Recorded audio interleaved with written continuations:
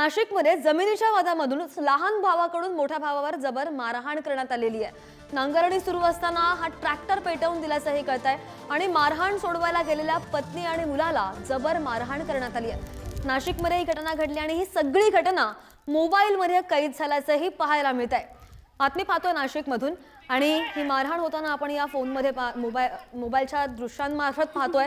नाशिकमध्ये जमिनीच्या वादामधून लहान भावाकडून मोठ्या भावाला जबर मारहाण करण्यात आलेली आहे आणि ही मारहाणीची दृश्य आपण पाहू शकतो स्क्रीनवर। नाशिकमधून नांगरणी सुरू होती आणि ही नांगरणी सुरू असताना त्याने डायरेक्ट ट्रॅक्टर पेटवून दिल्याची प्राथमिक माहिती समोर येते।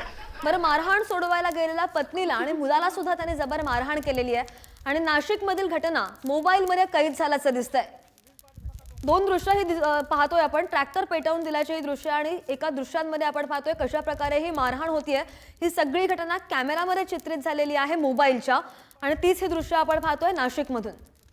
जमिनीचा काहीतरी वाद होता आणि याच वादामधून लहान भावाकडून मोठ्या भावाला जबर मारहाण झाली आहे। अधिकची माहिती घेऊन आमचे प्रतिनिधी रईस आपल्या सोबत आहेत। रईस, काय नेमका जमिनीचा वाद होता?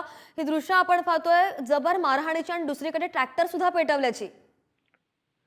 सध्या येवला तालुक्यातील पाटोदा येथे सुनील पोकळे आणि राजेंद्र पोकळे हे बंधू यांच्यामध्ये जमिनीचा वाद सुरू असताना सुनील पोकळे हे आपल्या शेतामध्ये नांगरणी करत असताना तिकडे राजेंद्र पोकळे आले आणि त्यांच्यामध्ये शाब्दिक वाद झाला आणि वाद झाल्यानंतर त्यांनी जे मोठे बंधू आहे सुनील यांना मारहाण करण्यास सुरुवात केली आणि बघता बघता त्यांनी लाठा काट्याने त्यांना जबर मारहाण केली। हे मारहाण करत असताना त्यांची पत्नी आणि मुलगा सोडवण्यासाठी गेले असता त्यांनाही जबर मारहाण करण्यात आली आणि नांगरणीसाठी आणलेला जो ट्रॅक्टर आहे त्यालाही पेटून देण्यात आले। या प्रकरणी नाही, बरोबर, आणि घरामध्येच सख्ख्या भावांमध्ये ही जबर मारहाण होताना पाहायला मिळते। रईस, धन्यवाद दिलेल्या सगळ्या सविस्तर माहितीसाठी।